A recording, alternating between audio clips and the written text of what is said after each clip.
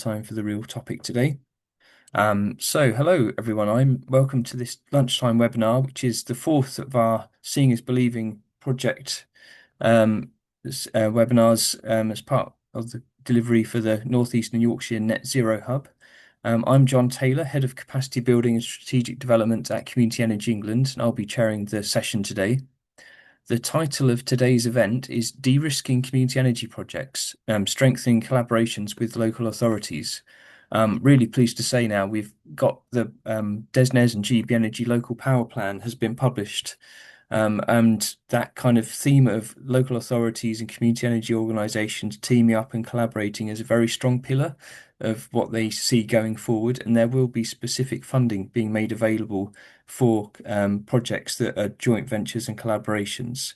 So this, what we'll be talking about today is what happens when kind of the idea of community energy and renewables moves beyond the kind of climate strategy teams in local authorities and meets other parts of the organisation, like the legal teams and the finance teams, as well as councillors and leaders. So looking at issues around what are the appropriate legal contracts and agreements in place to formalise those working arrangements, and what are the best governance models to really kind of have those kind of relationships on a professional footing from day one.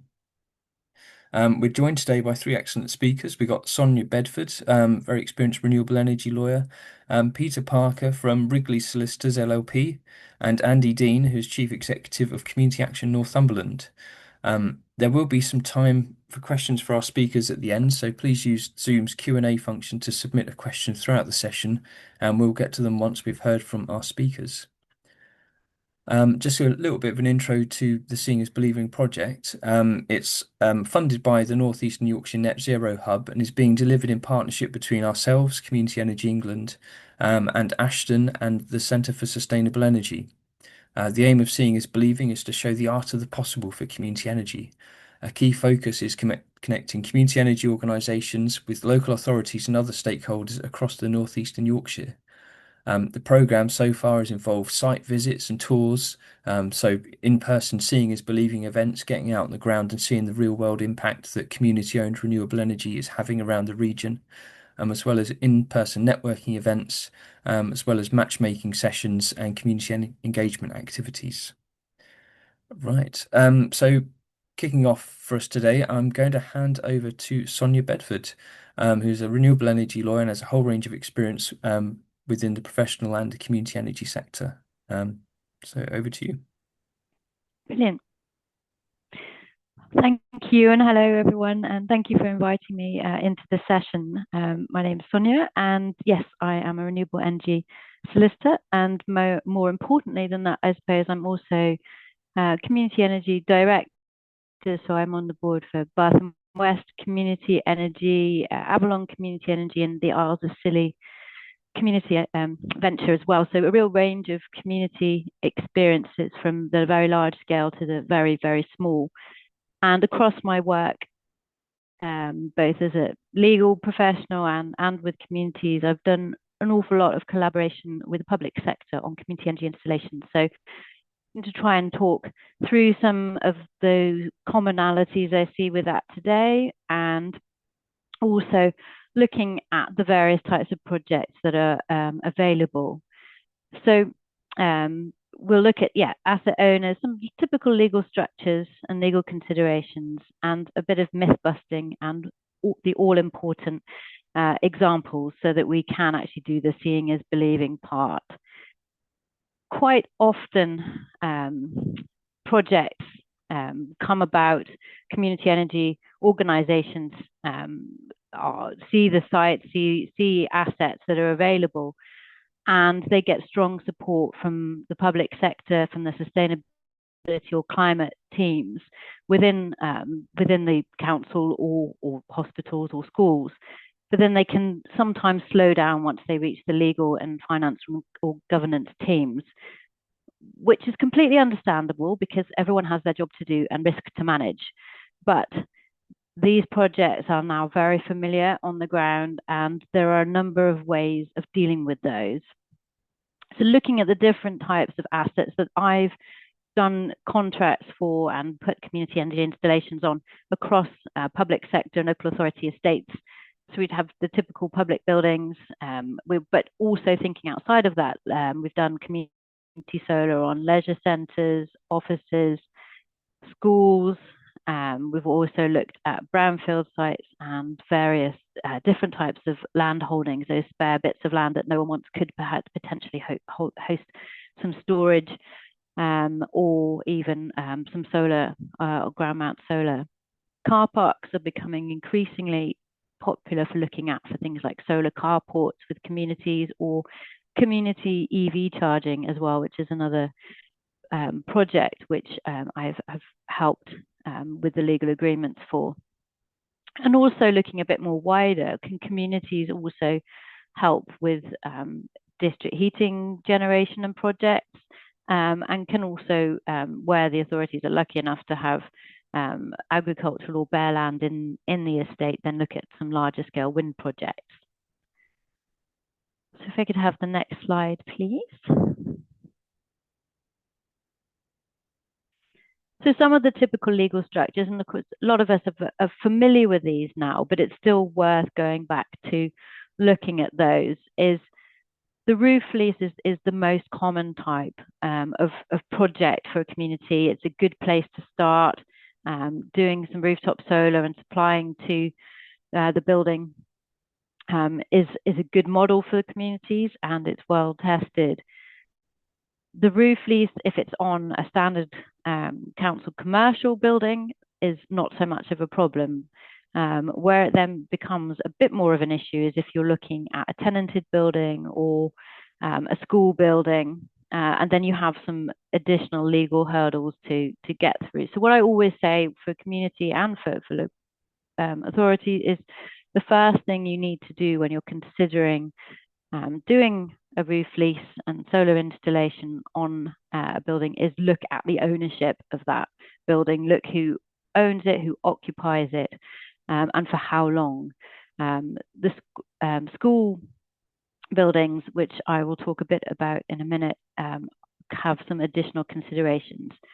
But the roof lease is a standard document. It's been used for the last 15, 20 years on a number of buildings. There are approved precedents both for funders, banks, and for the Department for Education. So we're in safe territory there. Where there are potential difficulties with doing a roof lease, then you can look at some alternative options, but it all depends on the structure of how the community is funding the project. We can also look at land leases for solar development. They're slightly different to the roof leases because under those ones, generally the council is receiving a rental income, which enables them to deal with that on an investment basis. And it also allows for there to be an additional benefit coming back to the council as well as just the green energy. We could also look at joint venture agreements. In some cases, the council may wish to invest in a community project, particularly large-scale ones, or they may wish to do some of the development themselves, or indeed work with the community just on a community benefit fund from a project. So there's a lot of different ways and means of dealing with that. One of the most successful relationships with a council that I've seen is through Bath and West Community Energy, and apologies for the Southwest focus. I have worked outside of the Southwest, but I am based down near Bristol, so tend to focus a lot on the community projects down here. But Bath and West Community Energy entered into a collaboration agreement with Bath and North East Somerset Council right from the beginning, and it said we're going to work together on projects, and we're going to deliver projects together. And through that collaboration, there's been a lot of activity both on schools projects, ground mount solar, flexibility projects, and it's really helped as you get changes within councils and change politics to solidify that relationship. And in fact, the council also lent the community some money as well. So let's look at the next slide, please. Because I want to get onto the examples before my time is completely up.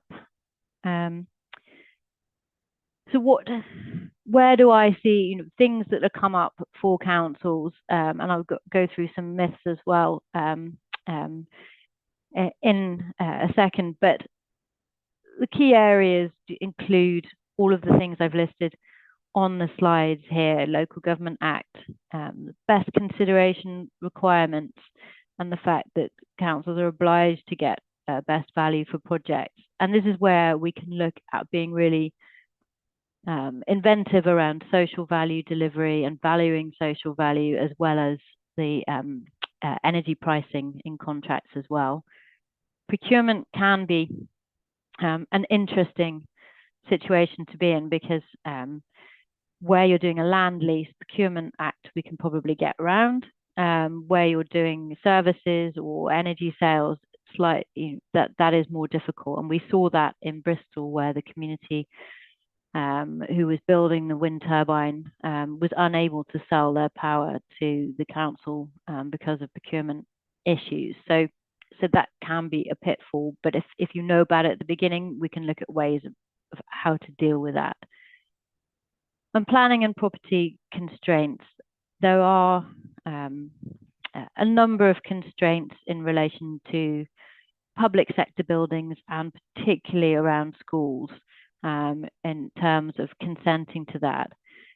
But I think once the council has got round the point of the fact that a community project is the same as any other project, then we can deal with those constraints. So can I have the next slide, please?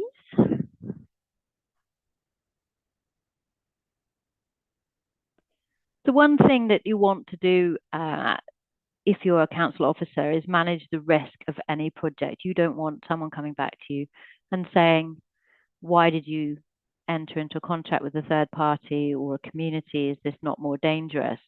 And that's where the legal contracts come in, because they will detail in a quite a lengthy way sometimes, but who is responsible for the maintenance? Who is responsible for the insurance? That is an absolute key position, is looking at the insurance under the documents, and who owns and operates and maintains the renewable installation as opposed to the building.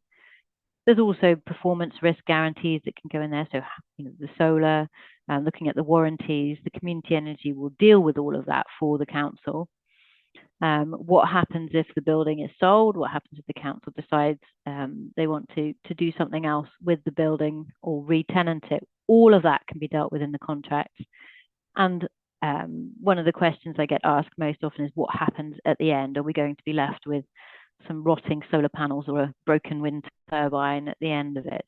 And the contract will deal with that in ways which will protect the council, for example, by putting security or bonds in place for the larger scale renewable energy installations. So if I could have the next one, please.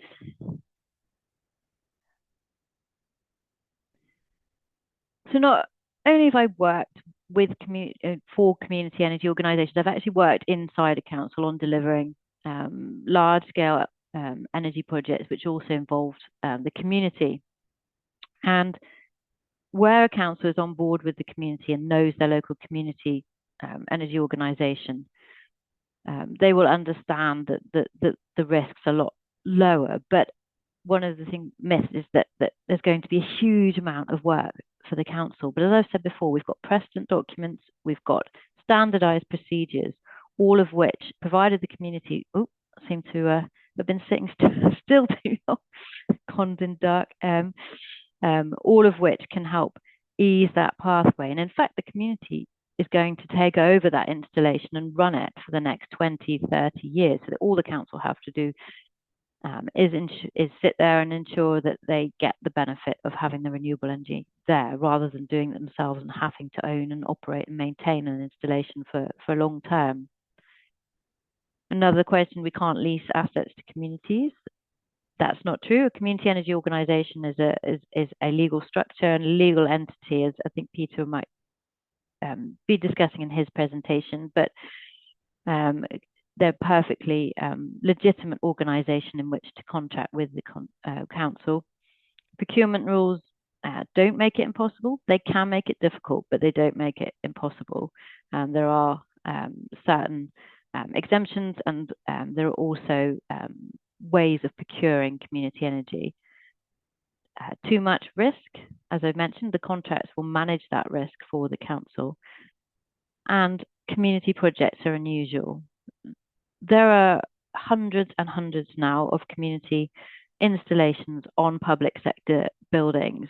So they are very commonplace. The first community energy installation was in 1997. So communities have been around a very long time, a lot longer than some of the renewable energy developers themselves. So we can definitely manage that one.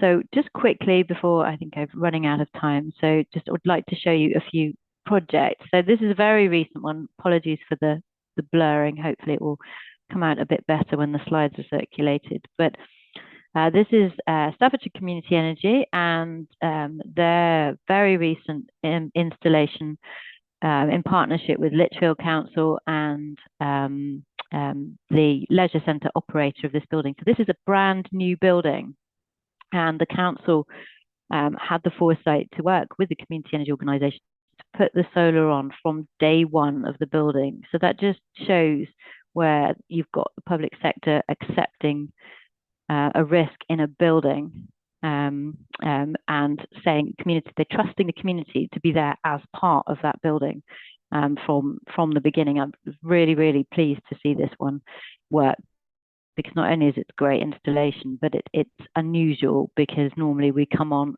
after the building's been installed. Next one, please. So this is a large scale school installation. So there's quite a number. So it just shows you can do a bigger project here. This is an academy school, which still required the consent of the local authority, but it's a big one. So we think we've got 0.5 megawatt of solar on here.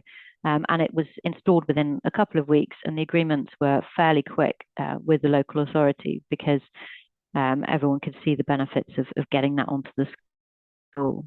And the next one.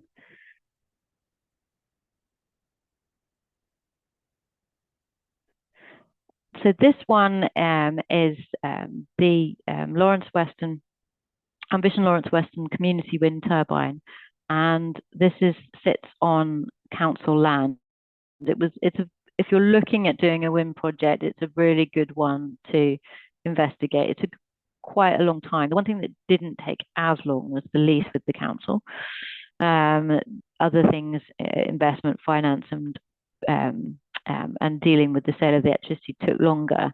But the leasing of the council land for the turbine was pretty easy win for everybody involved in that one. And final one, I think.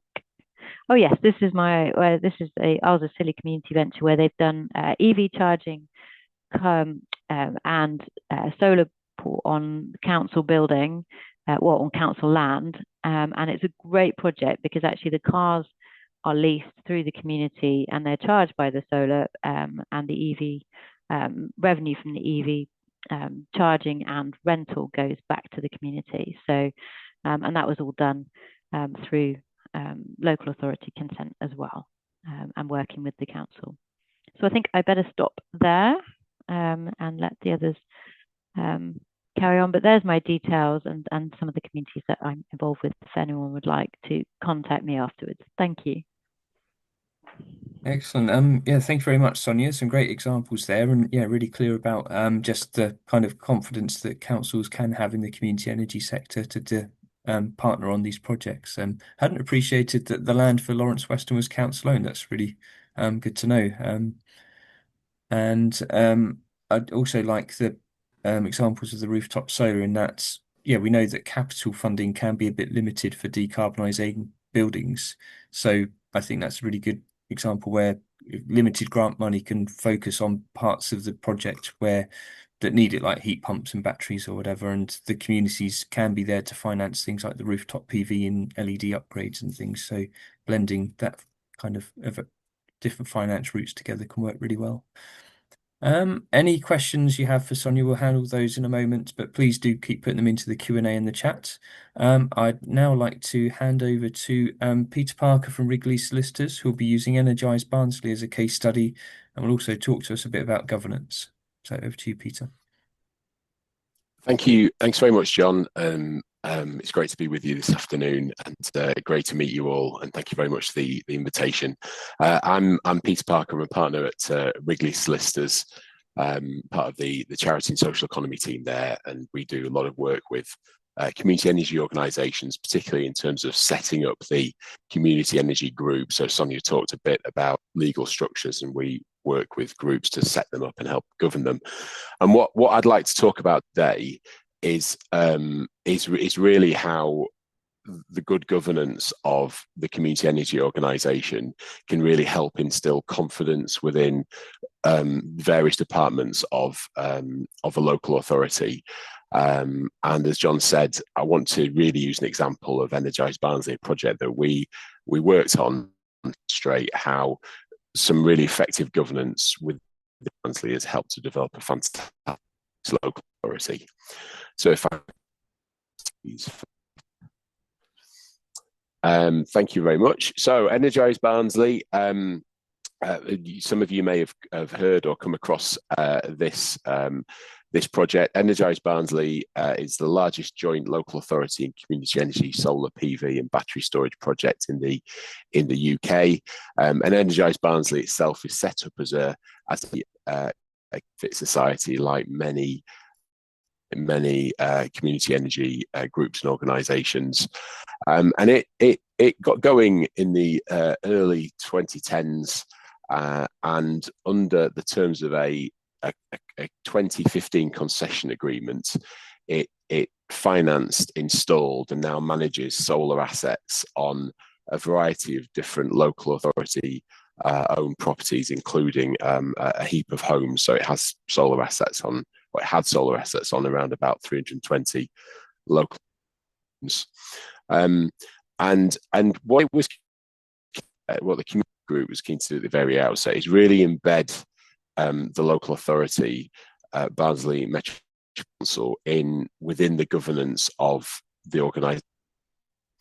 So it accepted the council in as a member of the society, so the council took a share, and it also, by virtue of that membership, created a special membership for the local authority, calling that organisation, local authority, a custodian. So it essentially gave the authority a series of special rights as a member of the Community Benefit Society. Slide, please. And I'll just briefly touch upon what those rights actually looked like in 2015, when that first project for Energise Barnsley was created. This was all really about being able to help use local authority to help support the governance of Energise Barnsley, which the members of Energise Barnsley were so keen to tap into as far as local authority was concerned. And that was really important, well, from the point of view of the Financial Conduct Authorities, the registrar of Energise Barnsley, to understand exactly why it was we were affording certain rights in favour of the council that rights which aren't afforded the other members of the society. So we embedded within Energise Barnsley's rules were a series of powers that were granted in favour of the council. They were threefold, and they looked at ensuring that Energise Barnsley's community fund was spent in a way which gave maximum benefit for the community. So that gave the council some specific rights around the application of that community fund for the benefit of the local area. Council also given a right to essentially appoint a board member on the board of Energise Barnsley. So they had some more than observer rights, but they were able to have representation on the board of EB, and then remove or reappoint that person as they saw fit. And then they like to essentially have a veto in relation to certain amendments to the rules of Energise Barnsley, which would have a direct effect on its ability to serve its community and benefit its community. So changes to the rules of, changes to the objects of Barnsley, or changes to things like the dissolution provisions of Energise Barnsley would require council consent. And that was a really fantastic, I wouldn't even call it a negotiation, those provisions, but it was a really fantastic collaboration in how they structured these particular rights in to give the council and the wider stakeholders of the project reassurances around the government of that. So next slide. So then bringing us more up to date. So since 2015, there's been quite a significant scaling up and expansion of the society's activities. And in 2024, the society and the council entered into a new arrangement which saw the society finance, install and manage solar assets on 1,000 more homes across the Barnsley district area. And what was fantastic is that as well as both parties recognising this needed to revisit the contractual terms that they'd entered into, some of which Sonia's talked about, it also gave them the opportunity of reviewing where governance had got to as far as the society was concerned, and that in order to facilitate an expanded arrangement, an expanded concession arrangement, they'd use that as an opportunity to review the nature of their and the governance of Energise Barnsley as a consequence of that, to see whether how appropriate that, confident stakeholders were within it, and what changes could be made to increase confidence levels. So just jumping on to the next slide. And that review essentially saw the council being given a series of additional rights as custodian for the society. So it has a defined right to oversee the governance of Energise Barnsley, and then a series of sort of ancillary rights which help support that. So it has a right to receive, has a right to examine the society's records, and then require the society, if it determines necessary, to undertake a governance audit or review should it ever have any concerns as far as the governance of Energise Barnsley is concerned. It has a right to report to the board and also the members at an AGM on the governance arrangements of Energise Barnsley, and identify proposed measures or other actions which might be coming out of those reviews.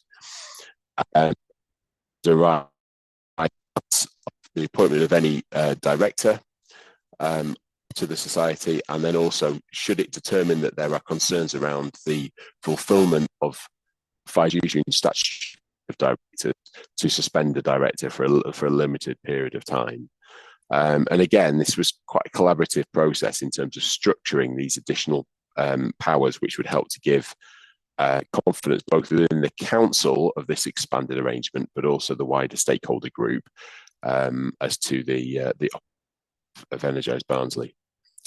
So I'm just going to finish up now with a few sort of additional hints and tips which came out of that process.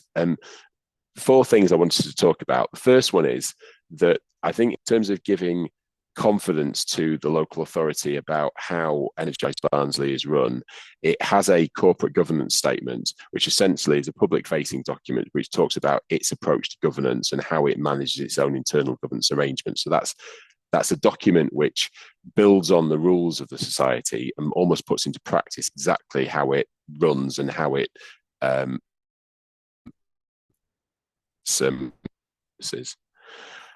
it was quite an important thing that Energise Barnsley developed a conflict of interest policy.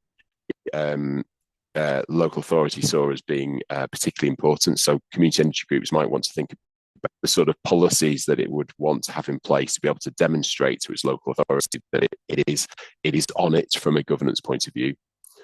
And the second thing, as far as policies are concerned, was Energise Barnsley having a membership policy, which talked about not just the circumstances in which it will bring people into membership or potentially remove them, but also how it would go about expanding its own membership community and the sort of the strategies and actions it will take to get there. So again, that was that the council took great comfort in understanding how how Energise Barnsley further integrates the community within its own operations and ownership. And the final thing I'll talk about, which is just, I think, one for us all to be aware of, is that many community energy projects like Energise Barnsley structured as societies, and I think the council understanding exactly what it's dealing with by virtue of a more public register through the mutuals register as opposed to the information it can glean on Companies House, means that there was some unconfidence at times about exactly what it is the council was looking at. And so I think there's a real premium on groups, as administrative this might sound, just keeping things like their public records up to date with member list, annual files, all that sort of thing, to help sort of demonstrate that further and being on top of it. So that's all I wanted to talk about. It's a great project. Please do have a look at it. And as I say, it's a fabulous example of where there's really effective collaborative working between a community energy group and local authority. Excellent, Peter. Thank you very much for that. Yeah, I think as two institutions that share those values of being democratic and very place-based, and yeah, having a focus increasingly on decarbonisation and electrification, I think, yeah, having that overlapping Venn diagram where these, yeah, governance arrangements can kind of show the merging of these shared interests and enable better working together is really valuable. So, yeah, lots of detail to explore in a moment as well. Last by no means least, I'd like to bring in Andy Dean, who's the Chief Executive of Community Action Northumberland. Yeah. Hi, yeah, thank you very much. Yeah, really interesting so far, but I am not a solicitor. As it says before, I'm Chief Executive at CAN, Community Action Northumberland. We're a charity established to support the rural communities in Northumberland. For those of you elsewhere in the country who haven't been to Northumberland, that's where it is, just for the avoidance of doubt. But we are part of the ACRE network, Action with Communities in Rural England. So we're the Northumberland member of that network. There is a member in every county across the country, and I'm sure those from outside the region are familiar with theirs locally. So next slide, please. Yeah, we are very rural, very remote in some places. Use this image a lot just to sort of demonstrate that. A lot of our households are at the very end of the power infrastructure networks. In fact, those properties there, beyond that, they've very recently been connected to the electricity network. So we've got real extremes of kind of resilience issues. Those three bullet points on the screen are our objectives in relation to all the work we do. And we do a lot of work across all sorts of areas for our communities, but in relation to energy and fuel poverty. So it's all about helping our households to reduce their costs, increase their resilience. You know, I mean, properties, so many properties using oil to heat their properties, the off-grid properties we've got burning oil to create electricity. So, you know, it's kind of no surprise at the minute that there's some people going through some really uncertain times in terms of costs. But also resiliency. We've had storms that have cut villages off for a fortnight at a time from power, all sorts of stuff. So it's kind of very, very front and center for our communities. And of course, by the way, if we do all this, we'll help save the planet. So that's good, isn't it? Next slide, please. Just a little bit about what we do in this area. We deliver a lot of household energy advice, retrofit advice. That's currently part of the North East Warm Home Programme, which is financed through the North East Combined Authority. For us, covers the whole region. That's as a one-stop shop run by the Energy Saving Trust centrally, and then home visits delivered by Groundwork in the rest of the region and by us in Northumberland, because we can reach all those far corners of Northumberland. So that's a big part of what we do, household energy advice. Lots around community energy, feasibility. We've got there's a district heating scheme there that we've been looking at with one of our communities, a couple of solar fields that have got planning permission and various others. So kind of it's very, for all the reasons mentioned above, it's we've got a lot of communities that are keen to do something on this, so we're trying to support them wherever we can. The Powers People is around the off energy, off electricity grid properties, and we pull a lot of our activity together under the banner of Cairn, which is a joint project with our colleagues in Durham, with the Newcastle University through the National Innovation Centre for Rural Enterprise and an organisation called the Rural Design Centre, and that's funded through the Climate Action Fund of the lottery, pulling all of our energy work together. So that's just briefly about us. Moving on, next slide, please. So the main project I'm going to talk about and reference in terms of where we interact and have good work and have worked at having an improved relationship with the local authority is Northumberland Community Energy Limited. I should say in terms of local authorities, we just have one. Northumberland County Council is a unitary council, and the North East has been fully covered by unitary councils since 2009, and we've got a combined authority sitting above that for the region. So NCEL is also a community benefit society and a cooperative. Its members are solely community buildings, and its objectives are exactly the same as the ones I had on the previous slide for CAN. But it's trying to was doing that through installing solar panels and battery storage into community buildings around the county. That's village halls, community centres, community owned and managed sports facilities, churches, hopefully the first church shortly. So it's that kind of collective of community owned and managed assets. So it's not about council properties, but clearly in terms of developing a project like this, we've had an awful lot of interactions with, a very supportive local authority. Next slide, please. Which the next slide shows you where we're at in a minute in terms of installations. So the purple ones are installed and the yellow ones are scheduled for this year. 4 of those have been done already, the yellow ones. And then we've got significant funding, which will come on stream, fingers crossed, from January next year to do a lot more. And the intention is to get up to 100 installations by the end of 2029. We're on track for that at the moment. The deal is Northumberland Community Energy Limited has a lease, as has been described before, with each building, including the power purchase agreements, 20-year lease. The building's buying the power from that's generated from the co-op at 15 pence a kilowatt hour, fixed for 20 years. And I can go into lots of detail around that if needs be, but that's they're not what we're here for today. So next slide, please. In terms of the bit we are here for today, which is the interaction with the local authorities. So I've kind of split it into 3 areas. There's obviously a lot of other areas that people will be working with councils on, but these are kind of 3, I think, key for us in terms of this particular project. First one's around and it's kind of I think the pre event blurb for this today has been talking about, the obvious, usually really good relationships that community energy projects have with the climate action teams, with the regen teams who are really trying to do stuff, and then it's kind of gets more difficult maybe with some of the other teams for lots of reasons behind that. So no different for us. So I'll just briefly cover. I've got a slide on each of these. So if we move to the next slide. When you search stock images on 365 for teamwork, this is one that comes up. And I initially thought, well, that's not a very appropriate image for the topic. But, F1's gone to hybrid engines, so maybe it's not quite so bad. And I wouldn't like to imply that, all parts of the machinery in terms of the council and us and our community partners are working hand in glove and everything's really as well organised and as slick as an F1 team. But what I'm just trying to say is that we do work really closely. Those teams I mentioned, really, really supportive, and it's so important to us to have those good relationships so that they can help us with some of the other maybe hurdles that we're trying to get over. So enough of teamwork. Next slide, please. The next one's all around the regulation side of things, and 2 things in particular I'll just describe our experience of. Regulation mainly around planning and fire. So clearly, all these installations need planning permission or need to confirm that they don't need it or whatever. But that's a key interaction with the council, and we're in an area that has, we've got a World Heritage Site at Fadens Wall, we've got a national park, 2 national landscapes, listed buildings and conservation areas coming out of our ears. So an awful lot of stuff that kind of doesn't really immediately want to say yes if you want to go and put some solar panels on a roof of a building.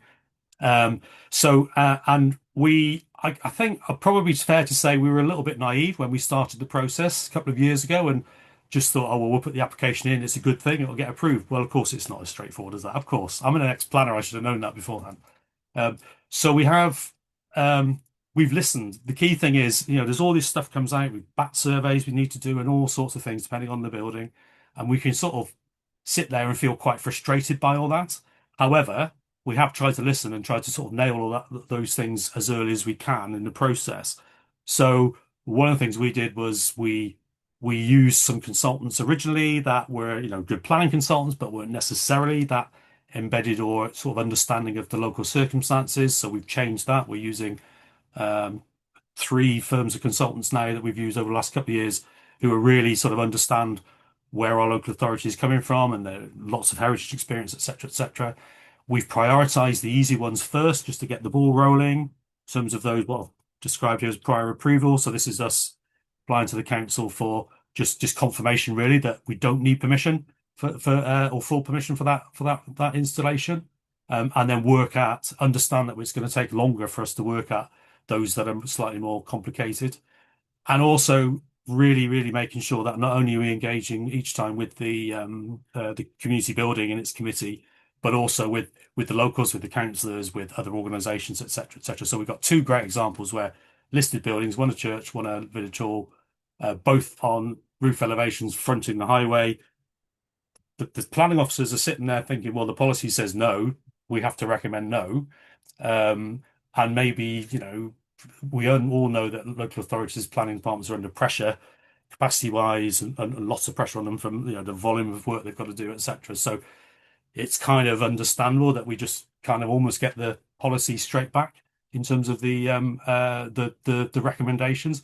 However, those 2 buildings I mentioned last year were both approved at the committee despite a recommendation for refusal because the planning committee recognised that it was going to make those buildings more resilient. It was going to help to reduce the running costs, maintain the buildings in terms of what they look like and what was going on in them. And also, solar panels can be taken off in 20 years. You can never know they were there. So kind of that work that we did locally was really, really important. And that's hopefully, we hope, set a bit of a precedent. And certainly in terms of how we approach that. So our message on planning is kind of trying to avoid being too sort of annoyed and upset by the policy difficulties sometimes, and actually try and find ways of actually addressing those as far as possible in whatever way that is. So that's been I would say a successful relationship.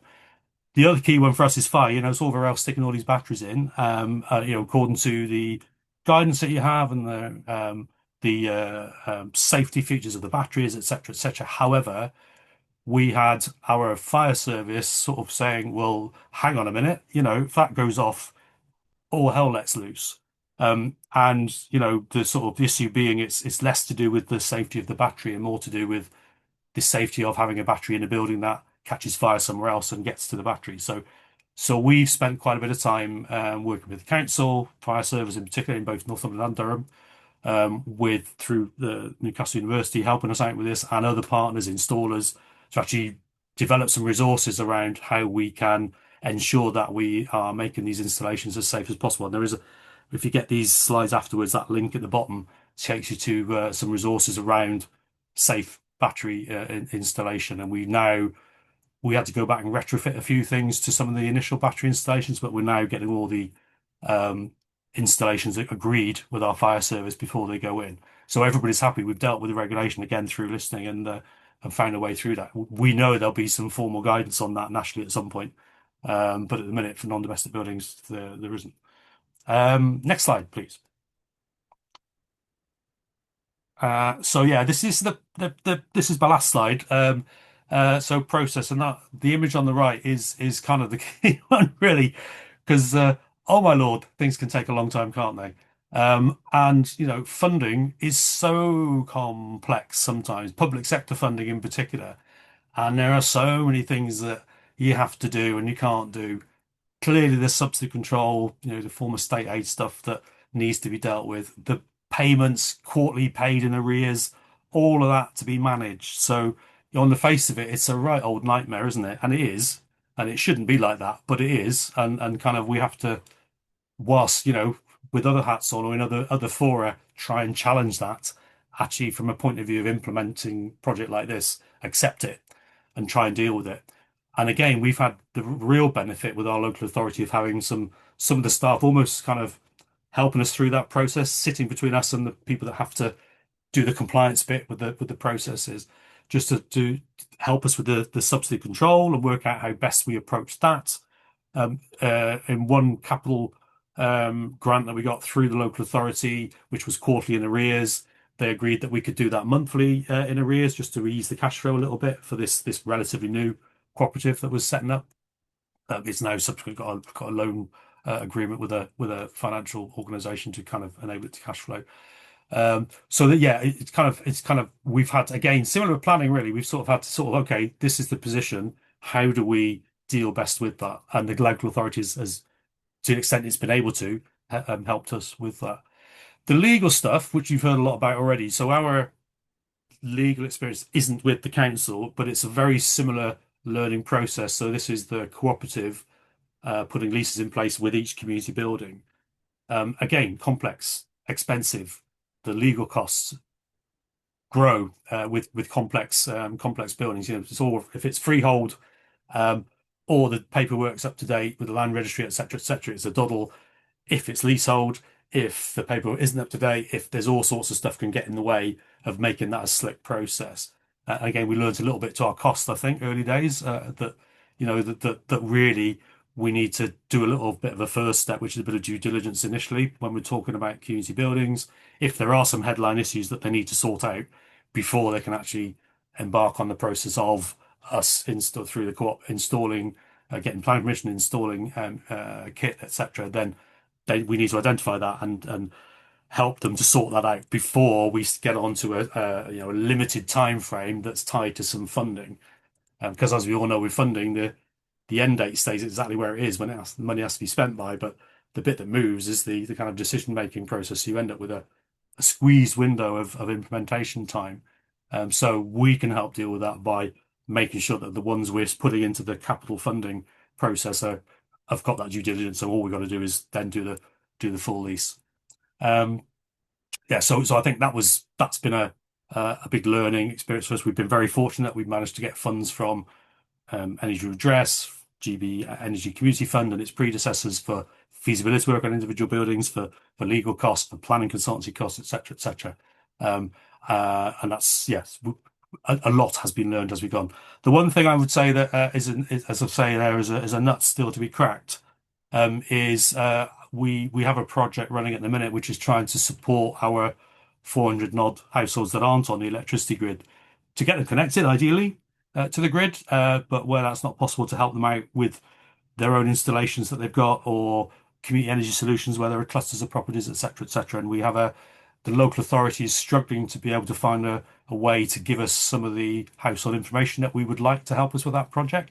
So I don't want to have any responses to this question now, but afterwards, if anybody has an example of a council that's been able to find a way to, under GDPR, to transfer name and household address for a specific group of properties like that, then I'd be really interested to hear. But that's just put out there for future reference. That's it from me. Thank you very much. Great, thank you very much, Andy. Yeah, there were some really good insights from your side of the working relationship there. And yeah, really useful. Yeah, good to see your perseverance has paid off now with some great projects happening on the ground. We'll use the next 5-10 minutes to go through some of the questions that have come in for the chat. So let's take a look. So the first question was from Georgia Spooner. May have been picked up with Peter's presentation, but yeah, Sonya, have you supported councils on council-owned social housing? And well, both of you can answer. Are there any specific issues that this entails? Yes, the answer is yes, I have. And as Peter highlighted in his presentation, Energize Barnsley, all of those installations are on social housing. I think for council maintained social housing, the rooftop lease model doesn't really work in that sense. It's very difficult, particularly if you're trying to do it across a number of properties. So you have to look at alternative ways of doing that. I haven't seen community energy, apart from Energised Barnsley, doing mass social housing across local authority properties. The odd one or two or three, but not in the thousands. And I think the legal structure for that is quite difficult if you don't have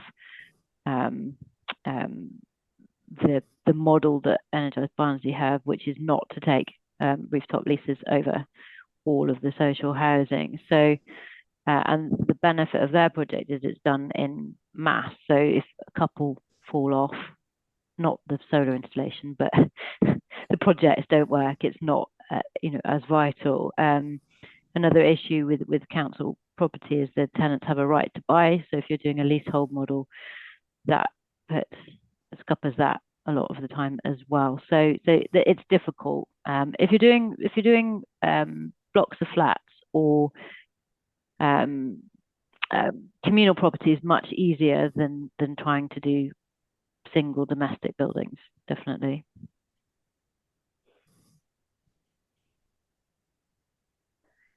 Okay, I think I wasn't going to say anything more than that, particularly that right to buy issue and how you cater for that or your contract with the council. So exactly what happens at that point that somebody exercises that right? That's really, really important. And just from the legal point of view, when I didn't explain that idea of the concession agreement very well, but Sonya talked about doing sort of social housing en masse, and that's exactly what the concession agreement does. Really, is it provides a framework for being able to apply solar assets on mass use of property. So that's when I talk about the concession agreement, that's exactly what that does in those circumstances. Okay, nice. There was a question that got answered during while the talk was going on. Sonia just asked, were any of the solar examples set up post-feed-in tariff? Just quick answer was that yes, these were all post-feed-in tariff examples by the sounds of it. Just thought I'd flag that in case anyone missed that question. Yeah, it's a good one to flag, because I think there has obviously been a slowdown since the feed-in tariff came to an end in the business model for communities. So it's good to show that it still works, provided you've got a good power purchase arrangement.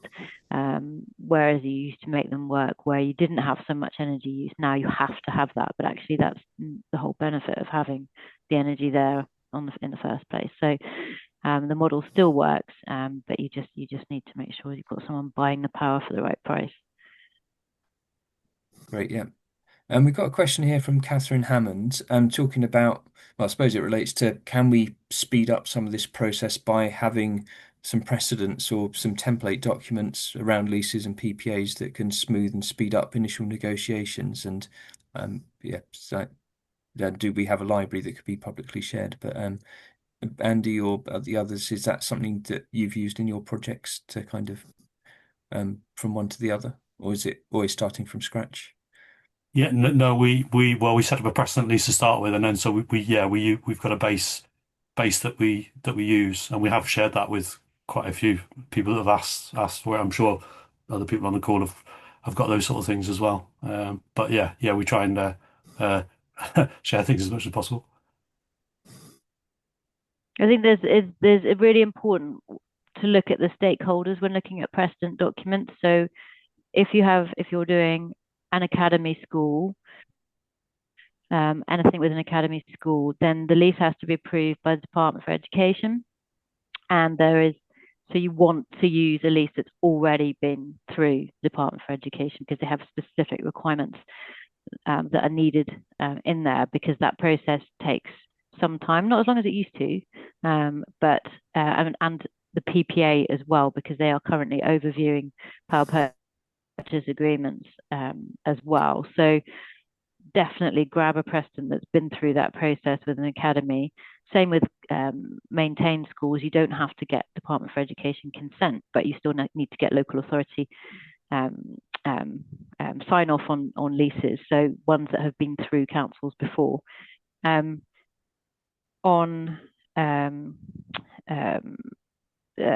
with any sort of combined church-owned properties. Ones that have been through diocese approval as well.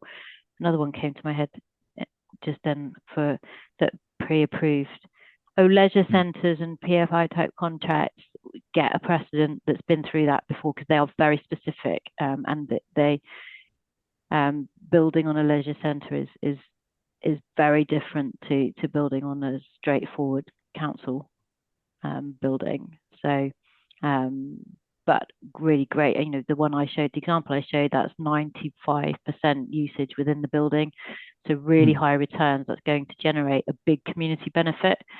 Once you know, the capital costs are paid off, that's going to produce 150,000 odd community benefit from that rooftop installation because of the high energy usage and the long contract in that building. So so yeah, just make sure you know who the stakeholders are and then get the right precedent for the job. But it's yeah, always useful. And I think also for public sector precedents, you know, they require specific things in there around freedom of information and other contractual provisions that are specifically for public sector. So make sure that you start from a really good place, so you're not spending and wasting time negotiating things that should be in there already.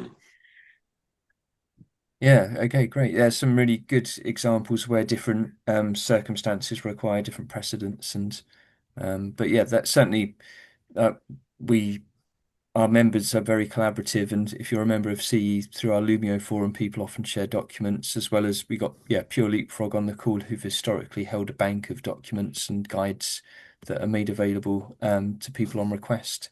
It's something GB Energy interested in commissioning, the LGA, and I know the North East and Yorkshire Hub are also preparing some template documents. So I'm sure we're going to have no shortage of options to draw on very shortly for those sort of things. I'm afraid we've kind of run out of time for questions. There was quite a specific one from Lee. Yeah, maybe someone maybe can respond and type an answer to that one in the meantime. And then yeah, Sue's made a comment about examples of LA's brokering projects with new build housing developers, but certainly an area of interest for me. But yeah, maybe one for another session perhaps. But yeah, okay, thanks everybody. So just to flag, we're almost coming to the end of the Seeing is Believing program.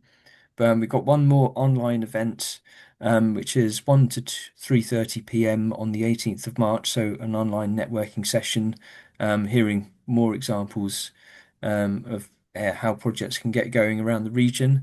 And we've got one final matchmaking session also online on lunchtime on the 26th of March.